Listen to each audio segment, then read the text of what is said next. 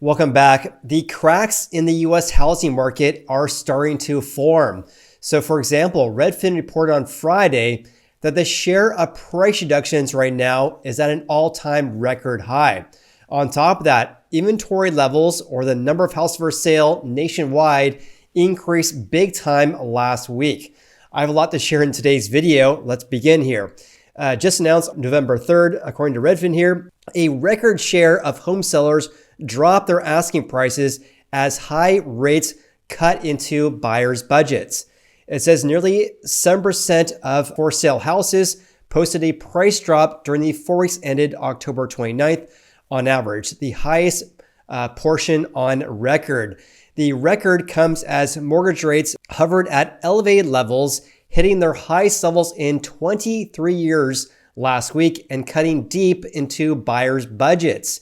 High rates have forced some sellers to lower their asking prices to make up for these high interest rates. Absolutely crazy here. Some cracks forming in the US housing market here. So I have an update for you guys regarding rates because rates as of late have been decreasing greatly. But this report from Redfin looks at rates according to Freddie Mac posted on Thursday here, which I'll get to that here in a little bit because a big increase in the number of houses for sale last week. So here is a look at the market right now for the 4 weeks ended October 29th. Let's first talk about home prices overall based on the median sold price. More or less flat compared to last week at just under $370,000. That's up by 3.4% compared to 1 year ago. But as Redfin notes here, prices are up partly year over year because elevated rates were hampering prices during this time last year. So home prices were falling much faster this time last year. That's one of the reasons why we're still up year over year. Something to keep in mind though as well, which I think I have a note here as well. Yeah, daily rates, according to the Mortgage News Daily, have been at or above 7.5% for about a month, a little bit over a month. So we're not seeing the true impacts regarding these high rates on home sold prices because anything that has to do with, or any trend that has to do with a sold price or a sold house, which of course would be the median sold price, closed home sales, the average sale price to list price ratio, days in the market, etc. That is all lagging indicators what our housing market was like approximately 1 and 2 months ago when the home buyer got their offer accepted by the home seller. So that was based on rates from about 1 and 2 months ago when we're talking about any stats that have to do with a closed home sale. And of course, 1 and 2 months ago, rates were much lower then compared to what we're seeing right now, around 7.5% at the time of filming this video here. In any case, sold prices at more or less $370,000, more or less flat compared to last week. Here's a chart on Redfin's data center regarding home sold prices. They haven't updated their data center at the time of filming this video, but last week, which was for the 4 weeks ended October 22nd, this report I'm covering in today's video covers the week ended, or the 4 weeks ended October 29th, 1 week later. But 1 week ago, the median sold price was also at $370,000. So flat compared to last week, but still up by about 3% compared to 12 months ago. If you guys are curious regarding how each of the 50 biggest metros fared regarding home prices increased the most year over year. Actually in Newark, New Jersey, a gain of 14.8% year over year. Then we had San Jose, California, up by 13.6%. They're missing a percent there. That's interesting because San Jose, California was one of the first cities nationwide in which prices were falling. That was reported last year, approximately about 1 year ago. And now they have posted the second biggest increase nationwide. After San Jose was Anaheim, California, up by 11.5. Then we had West Palm Beach, Florida, and Columbus, Ohio, all up by more than 10%. In contrast, Austin, Texas led the nation yet again. They have been in the number one spot here for quite some time here, down 6% year over year. Fort Worth, Texas, down 3%. Then we had Tampa, Portland, and then San Antonio, Texas. In fact, there's only 5 metros that are actually down compared to 1 year ago right now. That number was about 20 about 2 months ago. And as I told you guys, the number of metros that was going to be down year over year was actually likely to get more and more narrow or smaller because prices fell at a much faster pace last year compared to this year. But time will tell regarding what will happen in the next couple of months because as I reported to you guys, the share of price reductions all-time record highs. And on top of that, inventory levels increased big time last week, which I'll share with you guys that in just a little bit here. Let's first talk about mortgage rates though, because according to Redfin, the median monthly mortgage payment was just under $2,800 per month at a 7.76% average weekly rate, according to Freddie Mac.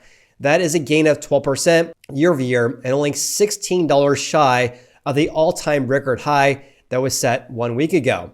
So in regards to rates, this is the announcement from Freddie Mac on November 2nd, which is Thursday. They announce weekly average rates every Thursday. So the weekly rate right now is at 7.76%. 1 week ago, before that, 1 week before this, the average rate was at 7.79%. That rate was the highest rate we've seen going back to November of 2000.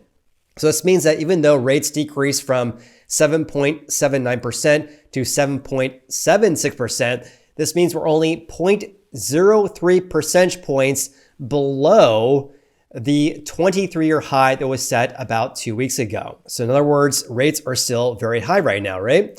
And here's a chart showing just that. On our good Uncle Fred, and the source here is Freddie Mac. So 7.76%, just shy of the 23-year high at 7.79%. On top of that, much higher compared to a year ago when the average weekly rate was at 6.95%. Also at the current rate at 7.76%, excluding the previous week, this is the highest rates since November 10th of the year of 2000. Going back to Redfin's report here, looking at the average monthly housing payment at just under $2,800 per month. This, of course, is 12.3% higher compared to 1 year ago. But look at the difference between 2021 and 2020. So for example, 2020, you're looking at average payment under $1,500 per month. Now it's actually over $2,700 per month. So a gain of about, or actually over $1,200 more per month to buy a median price home today compared to the same time frame in 2020.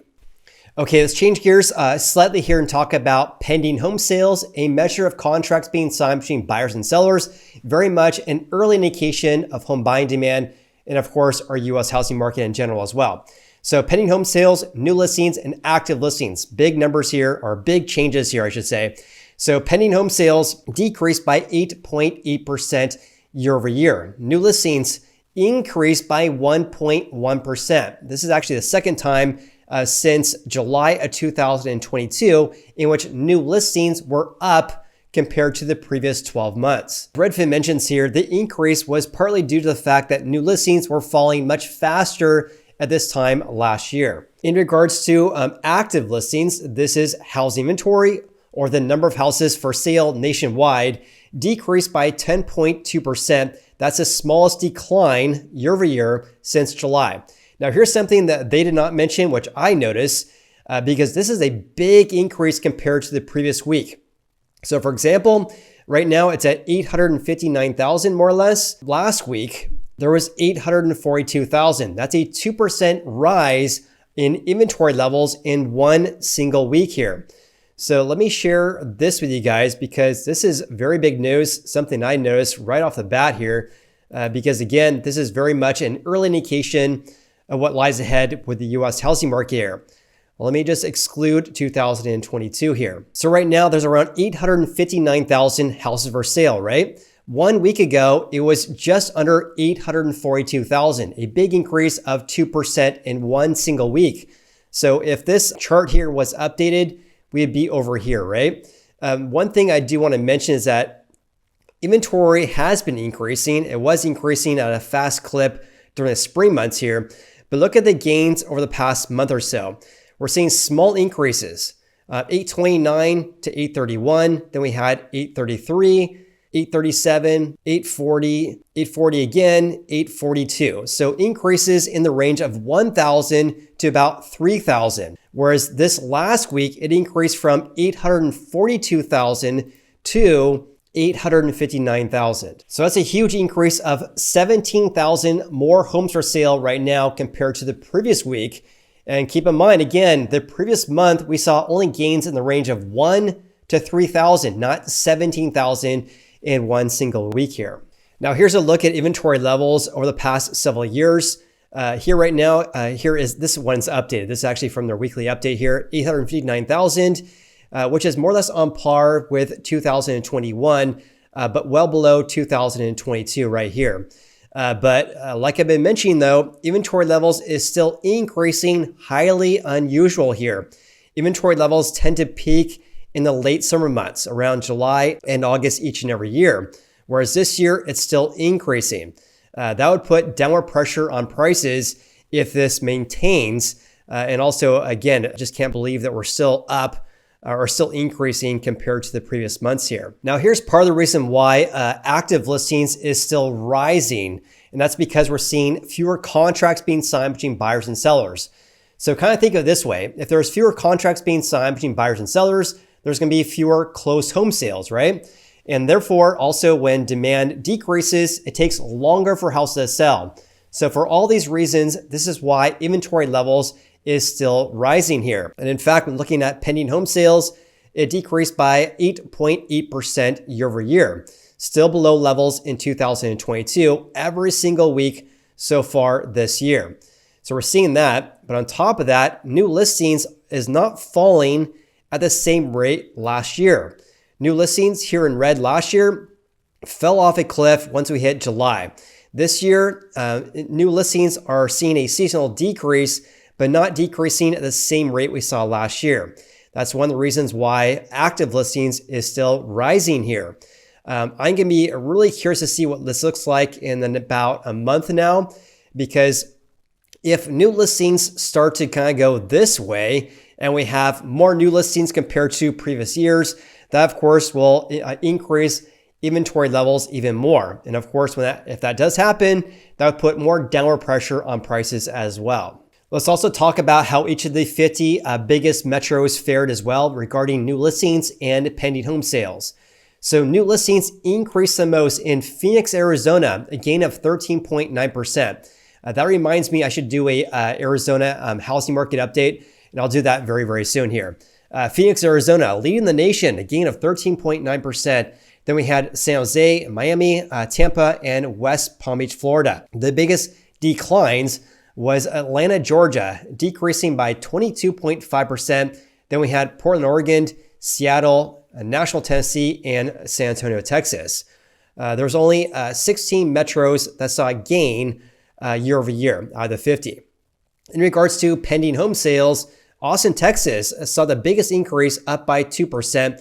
I'm guessing that's probably due to the fact that pending home sales were falling big time at this time last year. That's one of the reasons why they're up right now.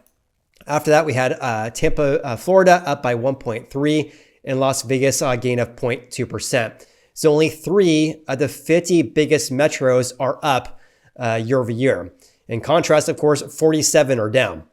The biggest decrease of contracts being signed of existing houses is actually in Portland, Oregon, down by 23%. Sacramento, California, where I live and work as a real estate agent here with my team, down by 22%. Then we had San Antonio, Texas, down by 22% as well. Then Seattle and Newark, New Jersey. Let's also discuss the month supply right now, because the month supply saw a huge increase over the past 2 weeks as well. So right now, the month supply is at 3.7 months. The highest numbers we've had since February this year, which is the orange line right here, is 2023. A sharp increase over the past 2 weeks. A sharper increase as well compared to last year, which is here in red. Really interesting here. Going to be interesting to see what happens here, because this is going straight up right now. Wild. Cracks in our foundation of our U.S. housing market, to say the least here.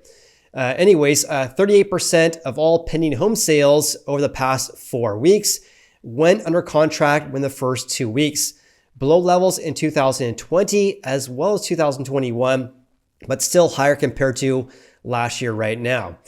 In regards to how fast or how slow houses are selling right now, days in the market on average at 33 days right now.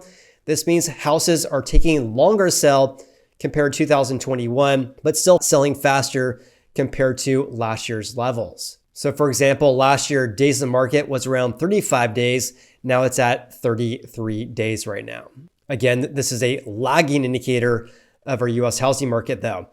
Let's also talk about the share price reductions, which is going straight up. I actually haven't seen this yet. That is wild. So ever since really September, that was when rates, I think it was end of September, rates increased to 7.5% on average. So rates, or I should say the share of price reductions absolutely skyrocketing, actually above levels last year. That's wild, 6.9% right now. I don't know why this is the case, but Redfin reports the share price reductions at a much lower share compared to altosresearch.com.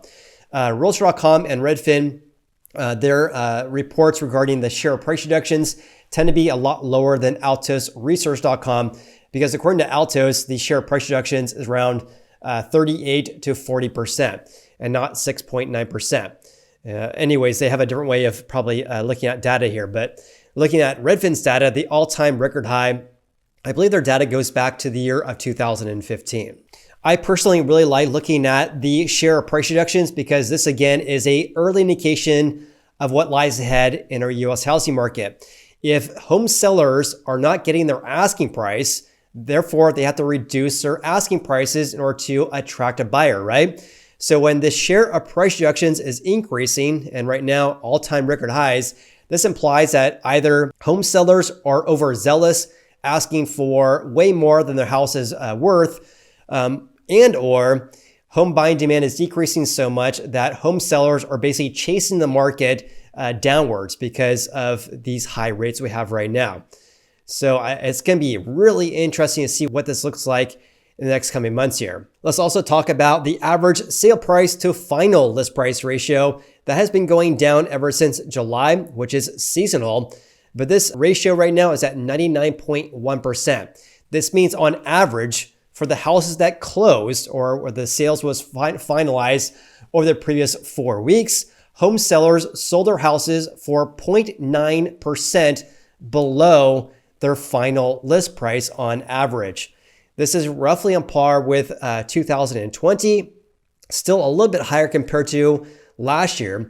So last year at this time, the ratio was about 98.25% approximately. Now it's at 99.1%. Also, we're still well below 2021 when the ratio there was 100%, which means home sellers were selling their houses for their asking price on average. Now they're selling for about 1% below on average. So what's your biggest takeaway from today's video? Personally, mine is the all-time record high regarding the share of price reductions and also that 2% increase of inventory levels. Just mind-blowing. The reason why it's mind-blowing is that inventory levels should be decreasing. We shouldn't be seeing a big increase, the biggest increase we've seen in over a month regarding inventory levels, which is telling me this is not due to the fact that new listings are skyrocketing. This is really due to the fact that home buying demand is decreasing so much, which is causing inventory to grow just like it did last year. But what's your biggest takeaway? I'd love to hear from you guys. I appreciate you guys. Like and subscribe, and we'll see you on the next video.